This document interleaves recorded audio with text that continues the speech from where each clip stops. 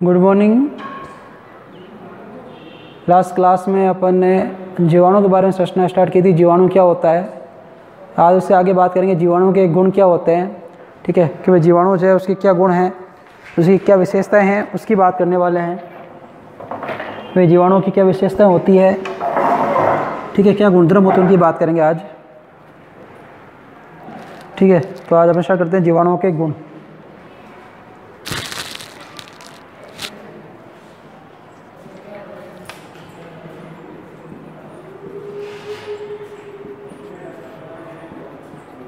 जीवाणुओं के गुण कि जीवाणुओं के गुण क्या होते हैं उसकी बात करते हैं। देखिए कि सबसे पहले बात करें कि जीवाणु जो हैं वो एक कोशिकीय सूक्ष्म जीव होते हैं। कि एक कोशिकीय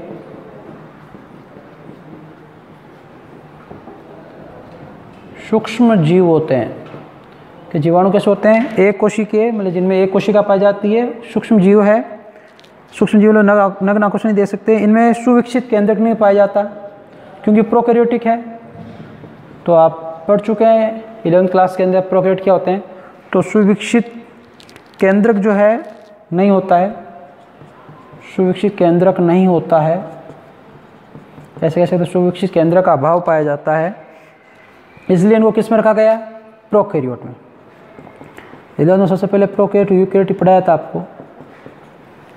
दूसरे पॉइंट की बात करते हैं अब, नेक्स्ट पॉइंट की, कि जीवाणु की कोशिका भित्ति जो होती है किसकी बनी होती है, पेप्टिडोग्लाइकेन या म्यूरिन की बनी होती है। तो जो जीवाणु की ऐसे लिखते हैं, इनकी कोशिका भित्ति जो है, इनकी जीवाणु की कोशिका भित्ति जो है आपके किसकी बनी होती है, पेप्टिडोग्लाइकेन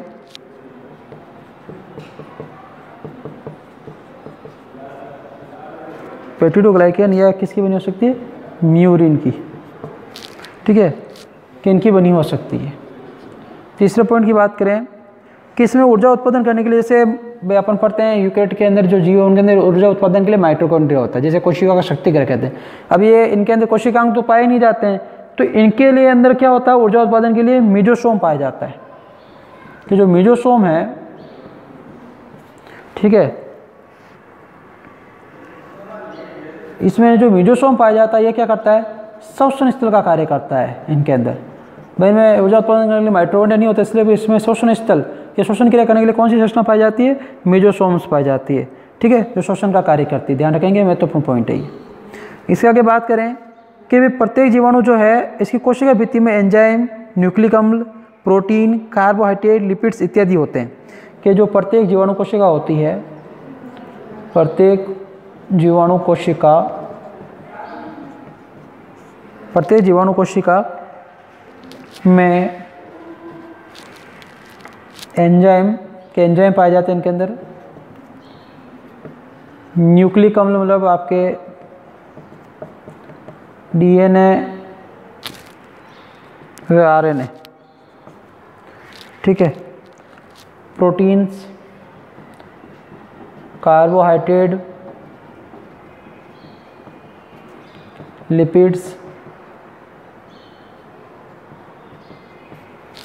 ठीक है, ये सभी इसके अंदर क्या पाए जाते हैं, प्रेजेंट होते हैं। और महत्वपूर्ण पॉइंट क्या है कि इनके अंदर वर्ताकार, स्वतंत्र एवं द्विरुचिक डीएनए होता है। कि मैं क्या पाया जाता है, वर्ताकार, डबल स्टैंडर्ड लिख देता हूँ, डबल स्टैंडर्ड डीएनए पाया जाता है। डीएस हम लोग है डबल स्टैंडर्ड, दो द्विरुचिक डीएनए इनमें पाया जाता है। कि इनका डीएनए कैसा होता है, वर्ताकार होता है, अपने अंदर कैसा होता है, रेखीय होता है, ध्यान रखना। इसके आगे बात करें कि वे जीवाणु जो है इसकी कोशिका में प्रोटीन संश्लेषण हेतु क्या पाए जाते हैं, राइबोसोम। कि प्रोटीन का निर्माण किसके द्वारा होता है, राइबोसोम। तो प्रोटीन संश्लेषण के लिए क्या पाए जाते हैं, राइबोसोम्स पाया जाता है। राइबोसोम दो प्रकार के होते हैं, 70S 80S। इसमें कौन सा पाया जाता है, राइबोसोम 70S पाया जाता है। और 70S आपको पता है 2 उप इकाइयों से, 30S और 50S 2 उप इकाइयों से मिलकर बना होता है, जिसे अवशोषण गुणांक भी कहते हैं। और लगभग ये 40% प्रोटीन और 60% आरएनए के बने होते हैं। कि मुख्य रूप से जो राइबोसोम्स होते हैं किसके बने होते हैं, 40% तो आपके किसके बने होते हैं, कि भाई ये लगभग जो है 40% तो प्रोटीन से, और आपके 60% किसके बने होते हैं, आरएनए के बने होते हैं। कौन, आपके जीवाणु जो है इनके राइबोसोम्स की बात करें। इसके अलावा कि राइबोसोम की जो छोटी उप इकाई होती है, अभी पढ़ा था 30S, इसके अंदर क्या पाई जाती है, 16S RRNA। क्या पाया जाता है, 16S RRNA ठीक है, ये क्या होता है आजकल प्रचलित वर्गीकरण का प्रमुख आधार है कि भाई जो वर्गीकरण कर रखा है वो किसके आधार पर कर रखा है, 16S RRNA के आधार पर कर चुके हैं अपन। इसमें लास्ट क्लास में इसकी डिस्कशन भी किया था इसके बारे में। ठीक है, इसके आगे बात करें अपन, इसको थोड़ा रफ कर लेते हैं।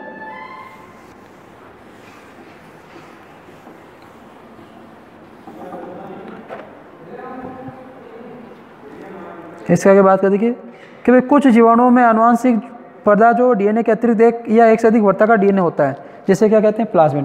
कि भाई इनमें आनुवंशिक पदार्थ जो होता है कि भाई कुछ जीवाणुओं के अंदर होता है ऐसा कि कुछ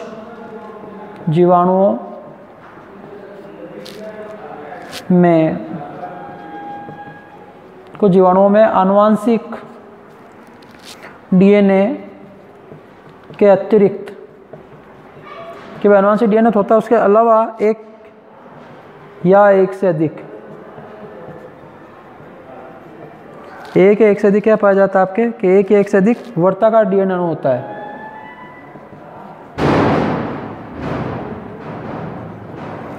वर्ताकार डीएनए अणु होता है जिसे क्या कहा जाता है, प्लाज्मिड कहा जाता है। क्या कहा जाता है, प्लाज्मिड। कि एक या एक से अधिक क्या पाया जाएगा, वर्ताकार डीएनए अणु होगा, उसे क्या कहा जाएगा, प्लाज्मिड। आनुवंशिक डीएनए के अलावा कि मुख्य डीएनए उसके अलावा वर्ताकार डीएनए पाया जाए एक हो या एक से अधिक, उसे क्या कहा जाता है, प्लाज्मिड। एक नंबर क्वेश्चन बन सकता है, ध्यान प्लाज्मिड क्या होता है। इसके आगे बात करें कि ज़्यादातर पादप रोग उत्पन्न करने वाले जो जीवाणु होते हैं, कि जो पादपों में रोग उत्पन्न करने वाले जो जीवाणु हैं, ज़्यादातर पादप रोग उत्पन्न करने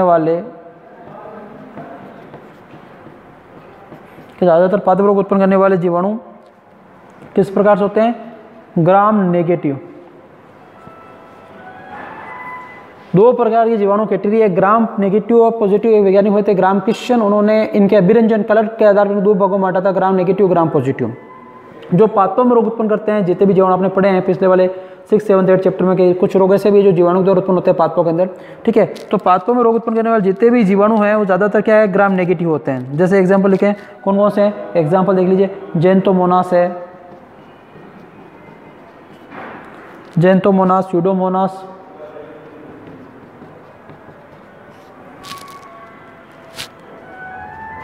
इरविनिया, जेंटोमोनास, स्यूडोमोनास, इरविनिया। ठीक है, लेकिन कुछ ग्राम पॉजिटिव भी होते हैं कि ज़्यादातर तो ये ग्राम नेगेटिव रोग फैलाते हैं, लेकिन कुछ ऐसे ग्राम पॉजिटिव जीवाणु भी है जो क्या करते हैं, रोग फैलाने का कार्य करते हैं पादपों के अंदर। कौन कौन से, उनकी बात करते हैं। तो उसमें देखिए कैल्विबैक्टर और एक आपके स्ट्रेप्टोमाइसीज।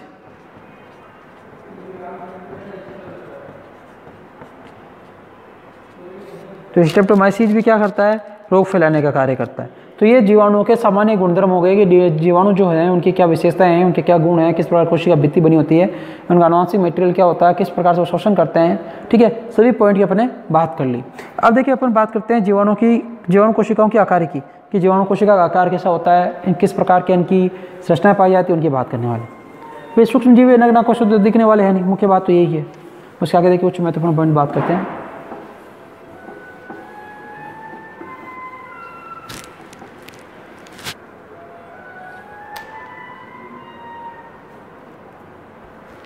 जीवाणु कोशिकाओं की आकारिकी।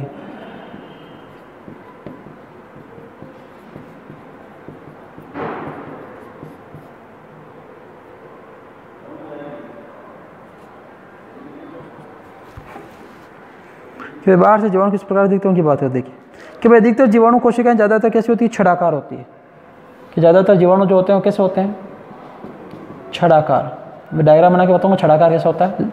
लकड़ी डंडा जैसे मार कर छड़ाकार स्थिति में, तो छड़ाकार होते हैं, रोड शेप कहते हैं। और ये जो होते हैं 2 से 25 माइक्रोमीटर लंबी। कि भाई संरचना कैसी होती है, 2 से 25 माइक्रोमीटर लंबी। माइक्रोमीटर आप जानते हैं, 1 माइक्रोमीटर 10⁻⁻⁶ मीटर। और 0.5 माइक्रोमीटर क्या होते हैं, चौड़ी होती है। कौन चौड़े होते हैं, आपके बैक्टीरिया।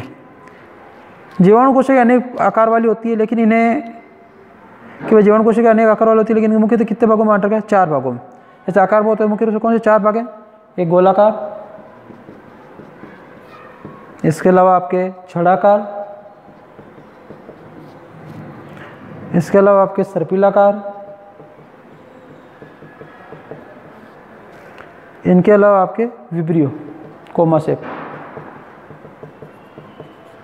तो ये 4 इनकी मुख्य क्या है भागों में बांट रखा है। बाकी अलग बहुत से प्रकार की होती है, ठीक है। अब इनको इन सभी के और आगे डिटेल पढ़ेंगे। तो किस प्रकार होते हैं बना लेते हैं। देखिए मैं अलग अलग चारों को अलग अलग मार्केट से डिनोट कर देता हूँ ताकि आपको अच्छे से चीज़ समझ में आए। सबसे पहले बनाते हैं गोलाकार। तो गोलाकार तो एक गोला बना लीजिए, पूरा से आप डार्क कर दीजिए अंदर से, एक प्रकार से समझ लीजिए आप। ये गोलाकार हो गया। किस प्रकार का गोलाकार। इसके अलावा हम बात करें छड़ाकार की बात करें। छड़ाकार देखिए कुछ इस प्रकार के होते हैं।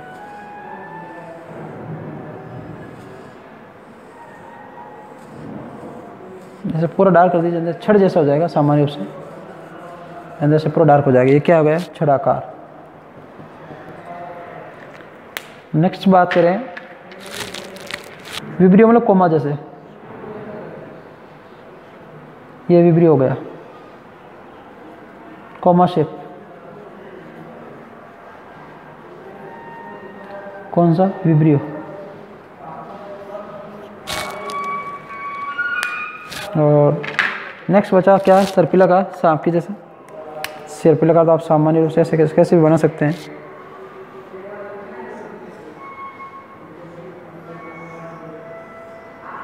और इसे आप डार्क कर दीजिए ऐसे।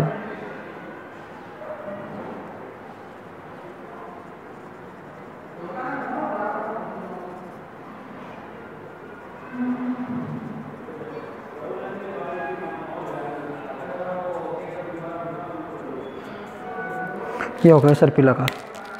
तो जीवाणु कोशिकाओं के आकार के आधार पर जीवाणु को क्या है मुख्य रूप से 4 भागों में बांट रखा है, गोलाकार, छड़ाकार, सर्पिलाकार, विब्रियो, ठीक है।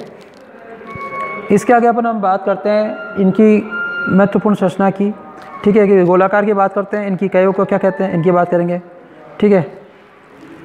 फिर अपन छड़ाकार के बात करेंगे और विब्रियो इनकी क्या होती है परिभाषा समझ लीजिए एक प्रकार से अपन ये बात करें। तो सबसे पहले स्टार्ट करते हैं गोलाकार।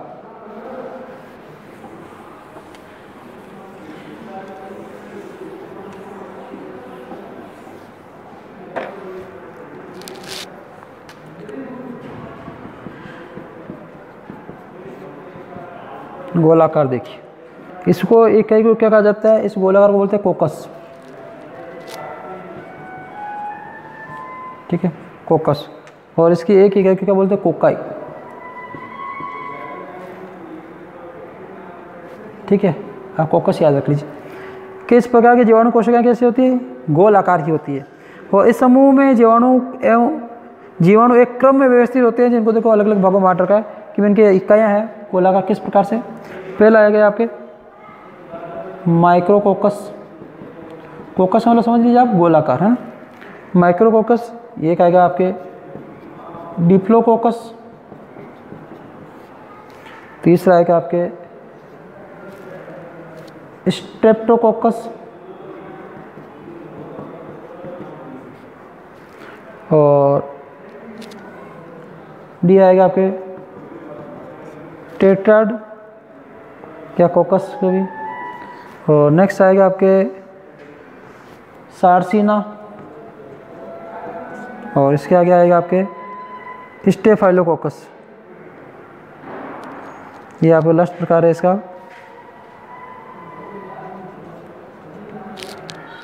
स्टेफिलोकोकस,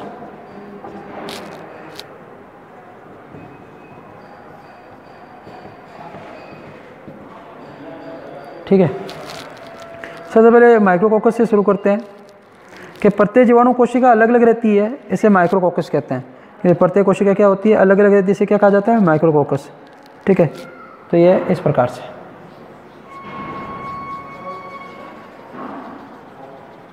ये माइक्रोकोकस का उदाहरण हो गया।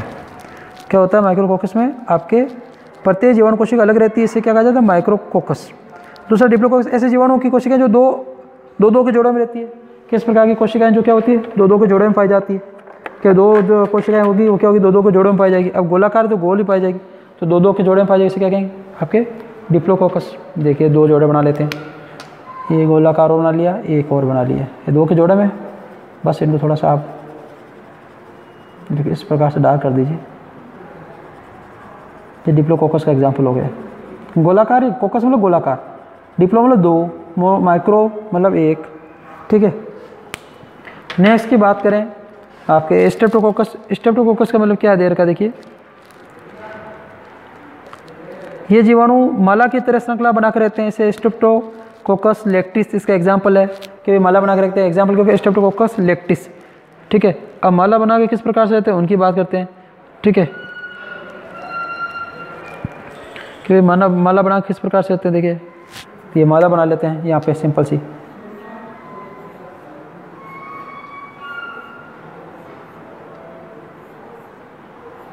ठीक है, बस इनको सबको आप डार्क कर लीजिए, पूरे को नहीं करेंगे अपन, थोड़ा थोड़ा ही इस प्रकार से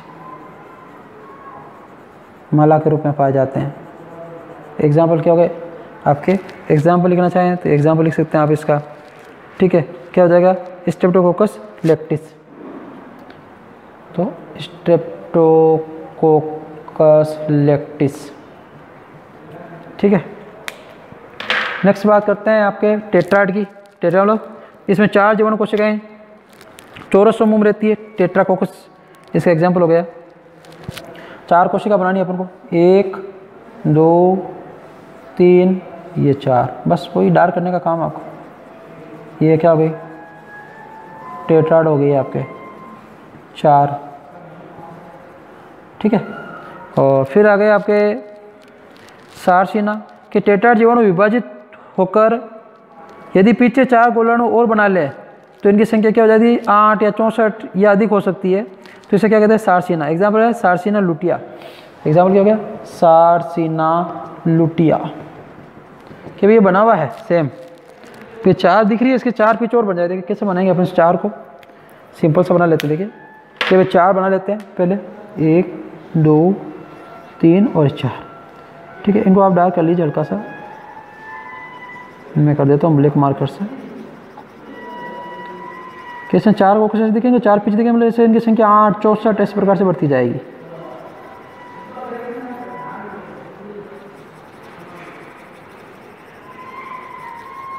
बन गए। ठीक है, अब अपन को क्या करना है 4 कोशिका और शो करनी है।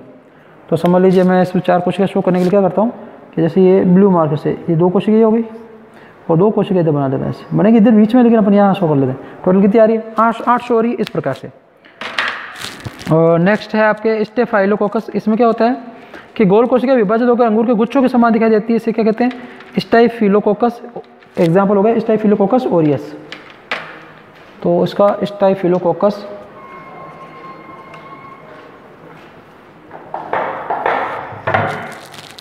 ओरियस। ठीक है, इसका डायग्राम बना लेते हैं, किस प्रकार से पाया जाता है इसका डायग्राम। अंगूर के गुच्छे के समान पाए जाते हैं, बना लेते हैं। देखिए सामान्य रूप से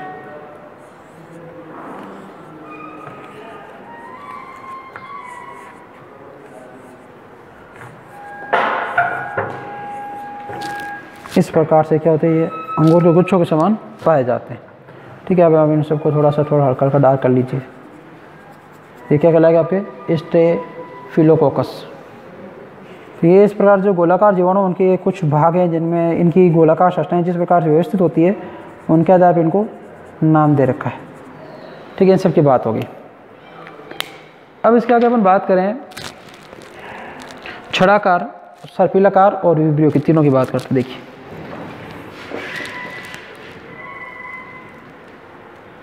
दूसरे प्रकार का है आपके, ये पहला प्रकार, दूसरा है छड़ाकार।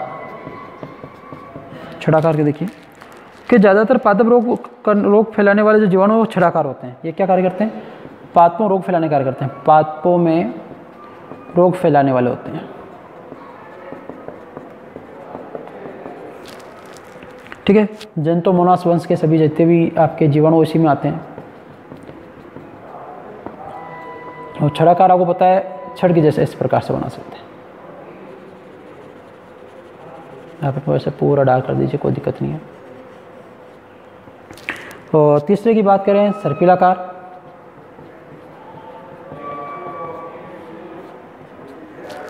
कि भाई जीवाणु कोशिकाओं का आकार सर्पिल रूप में होता है। एग्जाम्पल स्पाइरिलम वॉल्यूंटान्स पढ़ चुके हैं अभी, सर डायग्राम मैंने भी बनाया था कि भाई सर्प जैसे क्या करते हैं पाए जाते हैं, स्पाइरिलम,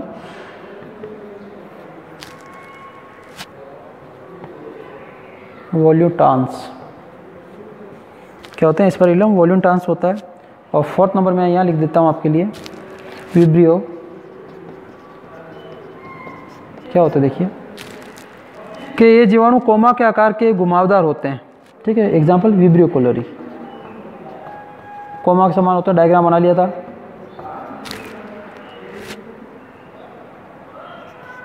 विब्रियो कोलोरी, तो ये जीवाणु का आपके क्लासिफिकेशन हो गया कि जीवाणु के आकार के आधार पर इनकी संरचनाएं किस प्रकार से पाई जाती है, कितने क्या भाग होते हैं, इन सब की बात अपन ने कर ली, ठीक है।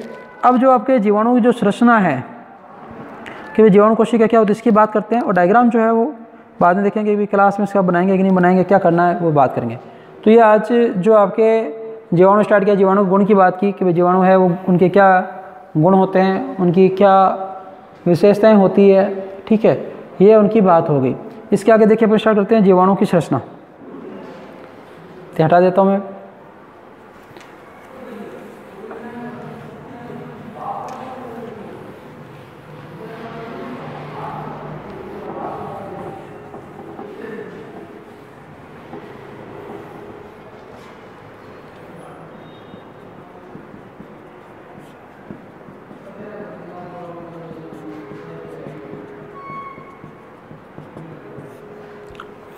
जीवाणु कोशिका की संरचना की बात करते देखिए कि जीवाणु कोशिका एक कठोर भित्ति द्वारा घिरी होती है।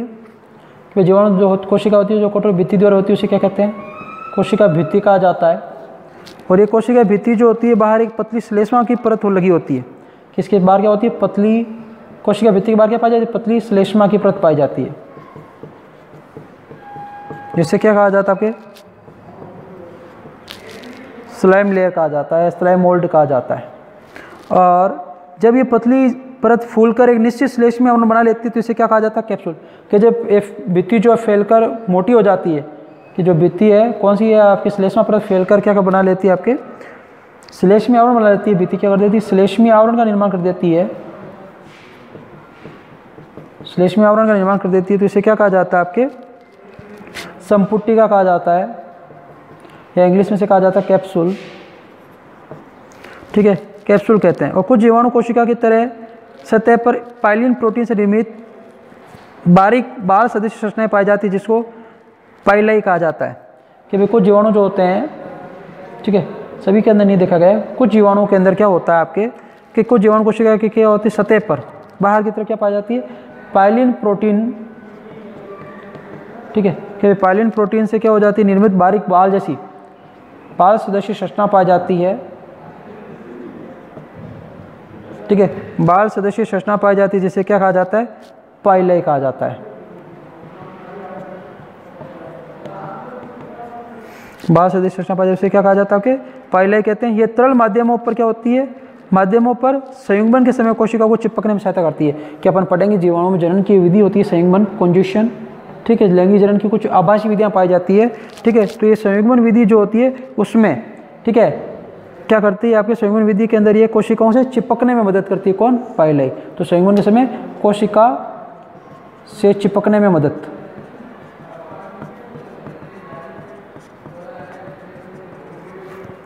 इसके अलावा बात करें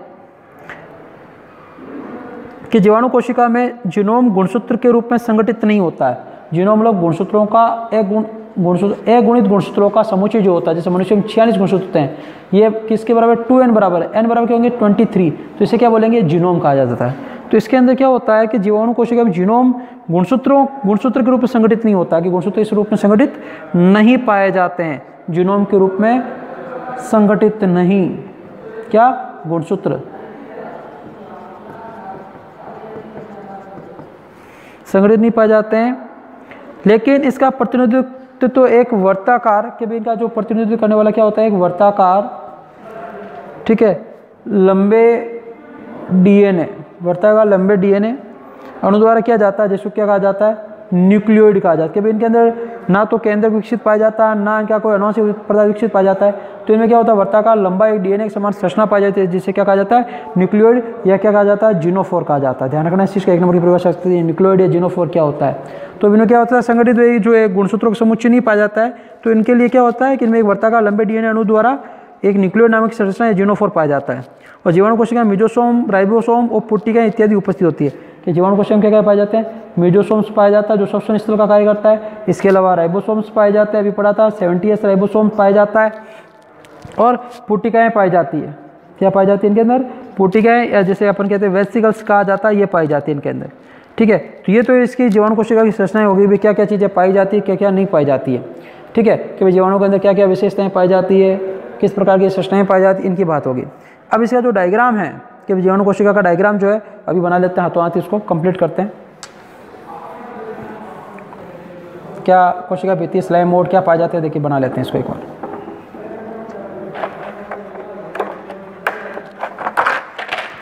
तो जीवाणु कोशिका की संरचना बनाते हैं अपन।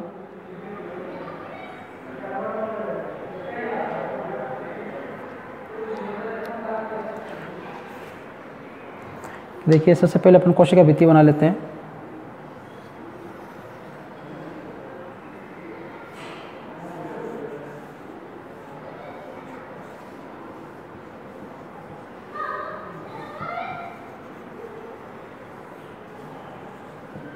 देखिए कोशिका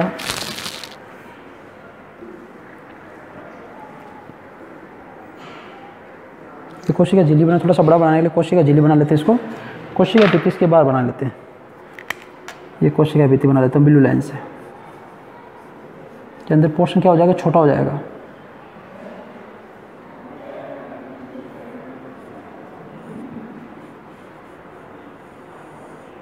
ये ब्लू लाइन जो है कोशिका आपके भित्ति को रिप्रेजेंट करेगा। और इसके बाहर अपन बना लेते हैं वही आपके कैप्सूल। ठीक है, ये जो ग्रीन लाइन है किसको रिप्रेजेंट करी, कैप्सूल को। अभी बता दें कैप्सूल पढ़ा था कि जो स्लाइम आपके श्लेष्मा जो है आवरण बना लेती है। ठीक है, तो इसे क्या कहते हैं, आपके जो आवरण का निर्माण कर देते हैं इसे कैप्सूल कहते हैं। ये कैप्सूल हो गए आपके। ठीक है, तो ये 3 संरचनाएं होगी, बना देता हूँ मैं, सबसे पहले लिख देता हूँ। ये क्या, कैप्सूल या संपुटिका, ये कोशिका भित्ति,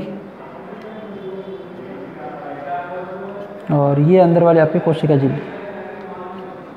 ठीक है, इसके बाद इसका अपन अंदर जो न्यूक्लियोइड पाया जाता है उसकी बनाए कि भाई न्यूक्लियोइड पर अभी पढ़ा था कि इस प्रकार से इसमें बिखरा हुआ पाया जाता है।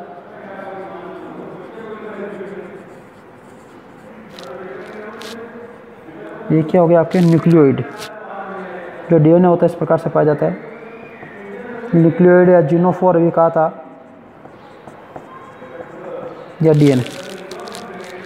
ठीक है, और एक वर्ताकार डीएनए और बना लेते हैं, इसमें वर्ताकार डीएनए पाया जाता है, ये प्लाज्मिड हो जाएगा। ठीक है, पाइलाई बनाएं तो ये क्या करती है आपके इस प्रकार से, अंदर वाली जो एक कोशिका झिल्ली जी और वलित होकर क्या बना लेती है, मेसोसोम बना देती है, ये मेसोसोम हो जाएगा।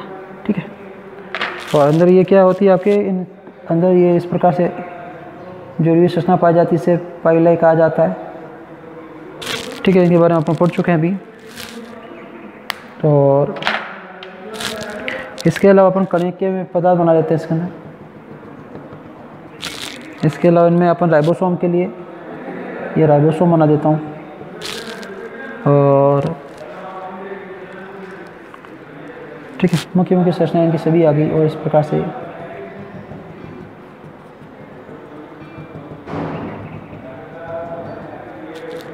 अब देखिए ये क्या हो गया आपके वर्ताकार डीएनए,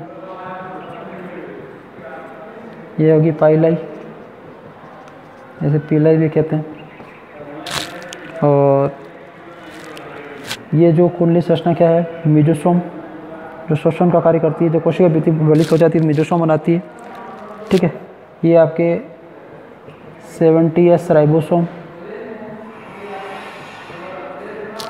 और इस प्रकार थोड़ा सा अलग से बना देता हूँ इसको अलग मार्कर से। इसमें क्या आरएनए भी पाया जाता है इस प्रकार से, तो ये आरएनए और अंदर ये कोशिका द्रव्य,